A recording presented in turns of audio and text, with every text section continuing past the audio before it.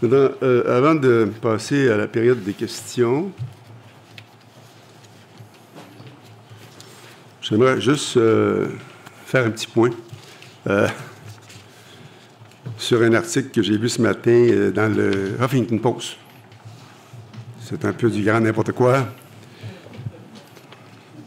C'est un peu du grand n'importe quoi. Écoutez, ce genre d'article, d'abord, il faudra que je dise une chose, c'est qu'un article écrit par M. Robichaud, M. Robichaud, le 11 septembre, j'avais envoyé des réponses par écrit à toutes ces questions. J'avais pris le temps de bien préparer les réponses, bon, que j'ai avec moi ici, puis qui vont être disponibles tantôt. Alors, je me rends compte qu'il n'a pas tenu compte d'aucune des réponses que je lui ai envoyées le 11 septembre à 22h23. Alors, je trouve que, quant à la rigueur journalistique, on repassera. Maintenant, dans l'article que je voyais ce matin, bon, c'est un peu du n'importe quoi, je le disais tout à l'heure, ramassis de toutes sortes de choses. Alors, moi, j'aime bien, tu sais, le qui, que, quoi, comment, là, j'aime bien, des fois, m'en servir. Moi, je suis transparent, je pense que les informations qu'on peut donner, on les donne. Maintenant, quand quelqu'un parle de sources anonymes, puis de ci, de ça, puis des allusions, bon, je trouve que moi, qu'on me donne les vraies informations, puis je suis capable de répondre à n'importe quoi qu'on va me demander. Maintenant, dans l'article, c'est pas tout à fait ça. Maintenant, vous savez, il y a une chose que je veux dire, c'est que tout ce qui se passe au niveau des médias depuis plus qu'un an, bien sûr que c'est pas le maire qui est attaqué, c'est l'administration, c'est la ville, c'est les citoyens. Parce que, vous savez, moi, je pense que ce que j'ai fait depuis que je suis à la mairie, ça a toujours été une gestion rigoureuse et saine. Maintenant, c'est sûr qu'on voit ce qui se passe actuellement au niveau des médias. Bon, vous savez, moi, ce que je trouve dommage, c'est qu'on attaque l'institution, on attaque la ville de Brossard, on fait du tort à ses employés, à ses citoyens. Vous savez, c'est pas rien, là, parce que moi, on me disait même récemment qu'à cause de tout ce qui s'est passé, hein, il y a des choses qu'on constate au niveau du recrutement de personnel à cause de tous ces articles négatifs, mensongers pour la plupart, tendancieux pour la plupart aussi, et qui sont inexacts. Alors, écoutez, quand on parle de rigueur journalistique, là, ça ne doit pas être seulement un mot. Vous savez, dans l'article de ce matin, on dit n'importe quoi. On dit, entre autres, que, écoute, j'aurais pas suivi les recommandations, j'aurais pas fait ce que les... Puis en fait, c'est pas moi qui décide tout seul, là, mais c'est moi qu'on accuse, que j'aurais fait fi des recommandations de fonctionnaires, que j'aurais allé à l'encontre de ça, que j'aurais même... On parle même de presque falsifier des documents. C'est assez du n'importe quoi, encore une fois.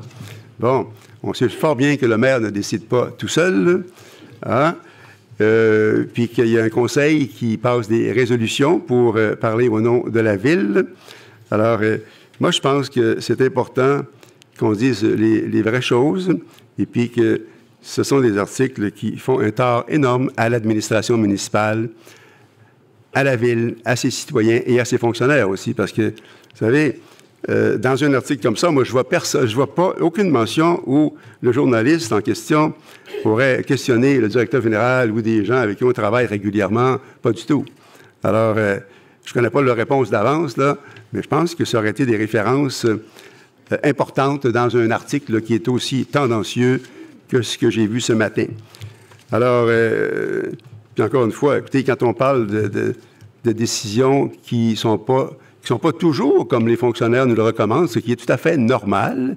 On est là pour décider, on est là pour analyser et prendre des décisions en conseil de ville.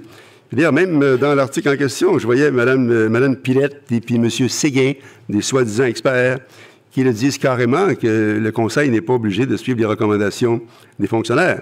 Puis dans l'article, c'est comme si ça avait été un crime de lèse-majesté, parce que dans certains cas, écoutez, on s'est permis de discuter, puis d'arriver avec des résolutions différentes. Puis que ça a bien été. Alors, moi, je veux juste m'arrêter là pour dire que c'est quand même très dommage pour la ville de Brossard, tout ce qui se passe. Puis on voit que c'est alimenté par des gens, là, que je nommerai pas, parce que les gens le savent. C'est malsain. Alors, c'est tout ce que je voulais dire là-dessus, suite à l'article que j'ai vu ce matin. Là-dessus, on va passer à la période de questions. Merci. Monsieur le Président, j'aimerais prendre la parole. Madame Assad, vous avez donné la parole, allez-y. Merci. Tel que j'avais mentionné le mois passé, ça demeure curieux qu'on doit payer le ministère des Transports pour un terrain pour lequel on veut construire une route qui va enjamber une autoroute. Il me semble que le ministère avait acquis ces terrains justement pour des motifs routiers. Et donc, c'est naturel que, étant donné qu'on ne l'utilise pas pour faire un projet de développement, qu'il nous cède les terrains. Entre corps publics, on aurait dû demander une cession d'emprise tout simplement. J'avais demandé pourquoi on n'avait pas démarré ce processus et je n'ai pas eu de réponse. Et là, on apprend que le ministère veut qu'on achète les terrains. Et je trouve qu'à ce stade-ci, ceci est un débat politique. Je comprends si les administrateurs du ministère veulent aller chercher de l'argent pour la vente de ces terrains-là, mais c'est notre devoir en tant qu'élus. En fait, Monsieur le maire, c'est votre devoir d'avoir démontré du leadership dans ce dossier-là et d'aller dire que c'est inacceptable qu'on achète ces terrains-là. Ça aurait dû tout simplement été nous céder. Entre corps publics gouvernementaux, on n'a pas à acheter des terrains, surtout quand c'est lié à la mission initiale prévue. Et donc, je voulais juste amener un exemple. Nous, à la Ville, on a déjà donné des terrains à des commissions scolaires pour bâtir des écoles. C'est un peu dans cette même nature et je crois que c'est désolant de voir que on accepte de continuer comme ça et de faire un règlement d'emprunt où est-ce que, à mon avis, le 7 millions est toujours injustifiable. Merci. Merci, Madame. Je vais me permettre de répondre à ça. Écoutez, d'abord, je trouve que c'est un peu farfelu comme... c'est votre opinion à vous, hein, on respecte votre opinion, mais on ne peut pas la partager parce que, tu sais, on nous a bien expliqué que le ministère... Monsieur le Président, comme question de privilège, je dois vous dire, vous n'avez pas le droit de dire que ce que je dis est farfelu. J'ai dit que c'était farfelu. Vous devez du respect en tant que conseillère municipale. Un instant. Mais je vous demande d'être respectueux, moi je le suis. S'il vous plaît.